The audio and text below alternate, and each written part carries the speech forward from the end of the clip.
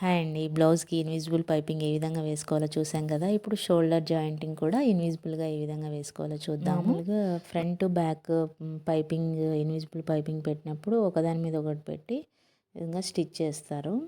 అలా చేసినప్పుడు ఏంటంటే ఖర్చు కనిపించేస్తుంది. అలా కాకుండా ఈ మెథడ్‌ని ఒకసారి ట్రై చేయండి. ఇన్విజిబుల్‌గా చాలా బాగుంటుంది. నీట్‌గా కూడా ఉంటుంది. 1, 2 సార్లు ట్రై చేస్తే మీకు కూడా ఈజీగా అనిపించేస్తుంది. ఇప్పుడు చూడండి, lining side main cloth side front back ఆ విధంగా పెట్టుకొని ఆ పైపింగ్ ఖర్చు ఉంటుంది కదా, ఆ ఖర్చు ఒకటి లైనింగ్ సైడ్, ఒకటి మెయిన్ క్లాత్ సైడ్ పెట్టుకోవాలి. ఖర్చు ఒకదాని మీద ఒకటి పెడితే ఉబ్బెత్తుగా కనిపించేస్తుంది అక్కడ.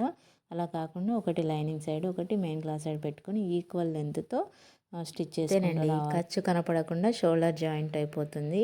ఇప్పుడు ఎక్కడైనా ఉబ్బెత్తుగా ఉంటే ఆ మిడిల్లో ఎక్స్ట్రా ఉన్న ఖర్చుని కట్ చేసేయండి, సెట్ అయిపోతుంది.